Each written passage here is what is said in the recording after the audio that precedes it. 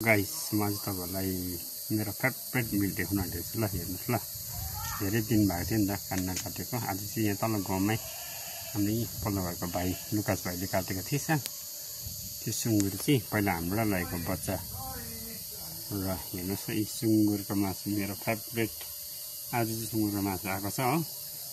मेरो मात्रै नभए मेरो छोराको पनि के गर्नु छोरा चाहिँ आज नै फेरि बिहानै फर्किनु पर्यो उसको कलेजले गर्दा खोइ देखा त ओ यहाँ तल खिर्कीबाट देख्नु ल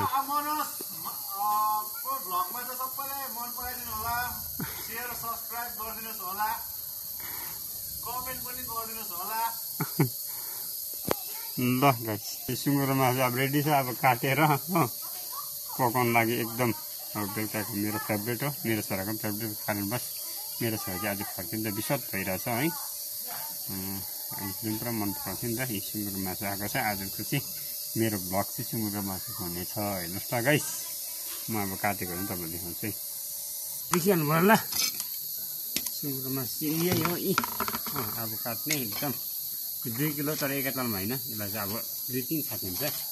2 किलो ल्याएको छु हो अब काट्नै हालेको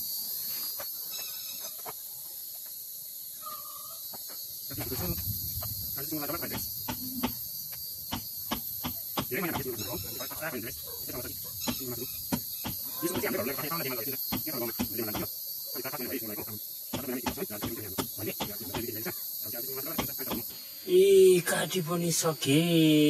बेलुकालाई रेडी ल है गाइस अब चाहिँ हाम्रो मासु पाक्नु रेडी एकदम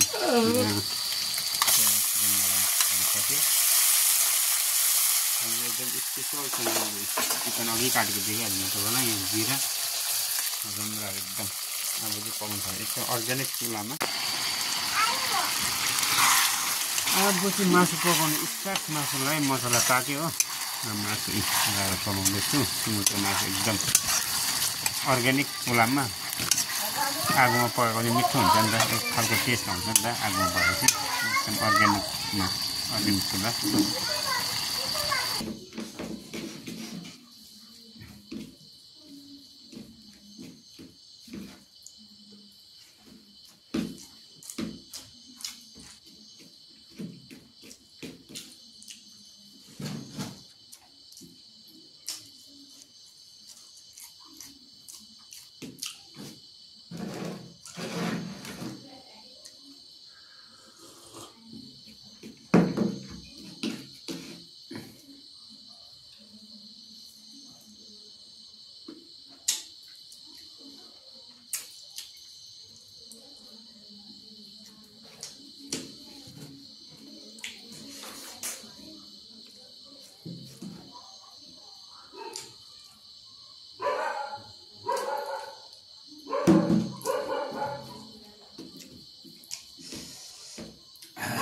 Nami,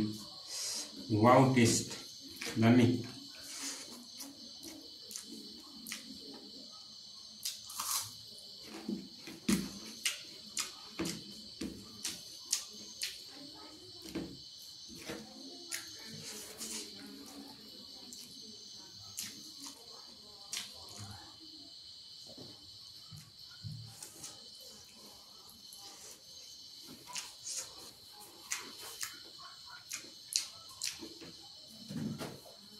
Tasty wow sir.